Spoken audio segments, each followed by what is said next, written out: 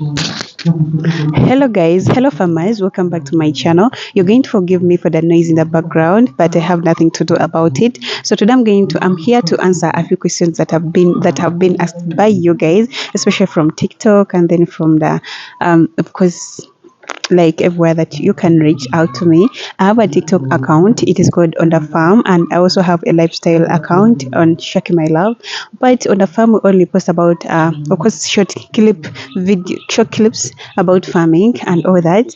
And I have so many questions that have been like they have not been answered, or unanswered questions that I want to answer right now. Now I've been sick, that's why I've not been active, and I'm also in the village. I've been in the village. I'm going back, but I decided to come back because I have so many things to do. I have to run errands. But anyways, the reason I was why I'm here, I'm just here. We are building the chicken cages, but I feel so lazy. So other people are doing the work. After I'll go and join the team. So one of the questions that I want to answer that have been like repeatedly asked is how I sell off my eggs, how I get the market. Now, it might sound a little bit maybe easy, but again, I just realized okay, to me, I've not found any challenges when it comes to selling eggs. Maybe because I have this platform and I get my clients from this platform, and I also get my clients from like referrals. Okay, but there are so many people who actually reach out to me and they want me to help them find them clients. So I actually realized there is a gap between poultry farmers and then egg consumers, because right now we are talking about egg consumers. Now, this is the thing. How do I sell my eggs or everything that I have on the farm? One, I'm a YouTuber. Two, I'm a content creator. So I make sure I put my business out there. I do post this content on my WhatsApp. I do post this content on TikTok. I do post this content on YouTube. And of course, I get potential clients from there. Now, recently, I've been chasing so many people that want eggs. But as you can know, I'm a small poultry farmer. I cannot actually satisfy the whole market. Okay, I cannot get someone whose money. I do not actually collect money if I know I'm not going to, of course, deliver.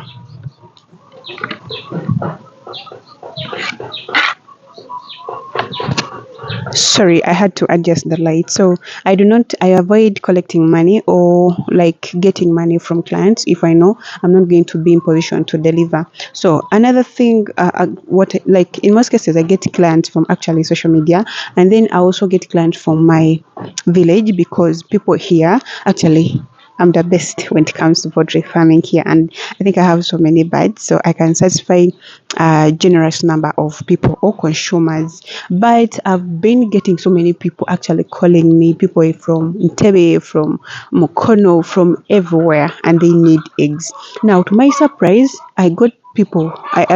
Actually, recently I got someone from Mbale, and then I also got someone from Gulu. Now, someone from Gulu wanted me to actually give him 300 trays every week, but I feel like the transportation is really really too much when it comes to that. But they were ready to invest in that. That's how big the market is actually. If you're still there and you feel like it is so hard for people to consume your products just because they offer, there are people there who are willing to invest in just to get a product from you. Okay, so if you have this poultry farm, or if you have a poultry farmer, or sorry, if you are a poultry farmer or a layer chicken farmer, you can actually try those social medias. Now, the problem, even to every single the challenge comes in when you decide to start content creation and then you don't give people what they you need to give them. You don't sell your business. Now, some of you create like accounts and then you put comment on your accounts, yet you have a business that is stuck. You have a business that you need to like that needs to be known by a generous number of people for your products to move. Okay, so you can create an account and focus on creating content about your business. That's what I do, and I have never struggled with actually people taking my products. Now, another thing, when it comes to the off layers like flocks, or like those birds that are done laying, actually I'm always having a line of people that are in need of those birds. So I've never found any challenge actually selling them off, because every time, actually every week, I get like two people who are asking whether I'm laying off, okay, whether I'm laying the birds off and all that. So I've never found any challenge, and still I get so many people from, of course, the social media, YouTube and TikTok, that wants to take all that, are looking for those off layers, okay, like laid off birds. But in most cases, of course, I do not lay off every week or every month. It takes months for me to lay off the birds. But trust me, every time you're ready, or anytime you're ready to do that, people will be ready to take them off, like, or to buy them. Another thing that I've been asked is the mortality. Now, people are complaining about the mortality rate of their birds and all that. What causes mortality? In most cases, there are so many things that causes mortality rate when it comes to brooding. One is hygiene. If your birds are in a poor condition, or if the hygiene is really really bad, expect to get mortality, because of course that is going to cause or bring diseases. Okay. Another thing, Newcastle. Newcastle is a very very common disease or situation that also causes mortality rate when it comes to, of course, chickens and, in poultry farms. Newcastle. So how do you get rid of this? Of course, by vaccinating, and another thing, by avoiding or preventing the disease from coming or from attacking your birds. Do not wait for the birds to be attacked by that disease, then you take action. So in most cases, when you vaccinate, or the vaccines are against to Newcastle, when it catches them, or when if they caught Newcastle, it's going to be so easy for you to actually mm, to like find a solution than when you didn't vaccinate. Likewise to coccidiosis. Now, some of the causes of coccidiosis is poor hygiene, poor ventilation, like so many things. But these things can be avoided. Now, mortality in most cases, if you made vaccines, for example, if actually they did not vaccinate your birds, the day one birds against Marek, it is so easy for them to get sick.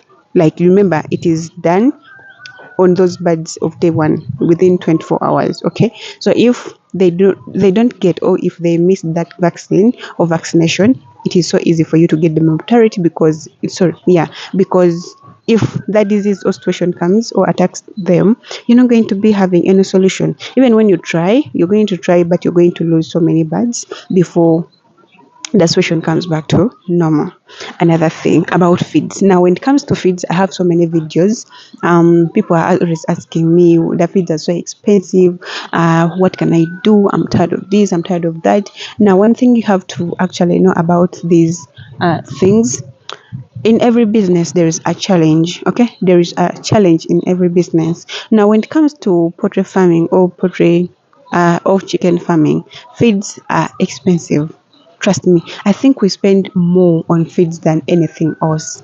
Yeah, we spend more on feeds than anything else, because when it comes to vaccinating or vaccines, you're not going to vaccinate every day, but feeds, you have to feed the birds every day. So how do you deal with that? Of course, you have to be prepared. You have to find so many ways. There are so many ways of cutting costs when it comes to feeds. And of course, I have a video in my videos about poultry farming, poultry feeds, how to save money, and then chicken feeds and all that. So you can go watch those videos. Of course, you're going to find solutions when it comes to cutting feeds or minimizing the cost of feeds at your farm. Another thing is, actually, I have someone who was concerned about people who are visiting her farm, and she's finding hard time to say no. Guys, the person you fear to stop from accessing your farm was not there when you were starting your farm. The person you fear to say no to accessing your farm is not going to be there when you're spending millions or thousands and thousands of money treating that disease when they get into your farm or at your farm. He's not going to be there when you're making losses. The person you fear to say no to accessing your is not going to feel sorry when thieves come, or when they are taking your bites, or whatever case it might be. So it is upon you to think about how much you've put in, how much you've invested in, and learn to say no. But if you're scared of telling people, no, I do not want visitors, I do not want people in my poultry chicken or chicken house, I do not want people to do this and that at my farm, you're going to continue making losses. Remember, the people that you're allowing to access your poultry farm or chicken coop, you don't know where they are from. They are putting on those clothes, you don't know where they pass, you don't know. Tomanyi gye bavudde. So it is so easy for you to actually get diseases into your farm if you afraid of saying no to people. So just think of how much you've invested in, where you want your farm to be, and how much you're most likely to lose if you get a situation at your farm. Then I think maybe that will teach you how to say no.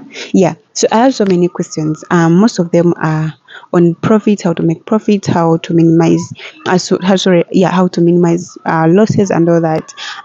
Thinking of doing videos because I have content here, but it is not edited. But I'm thinking of doing that soon or later. So stick and be on my channel here, and yeah, everything will be given to you, God willing. Bye.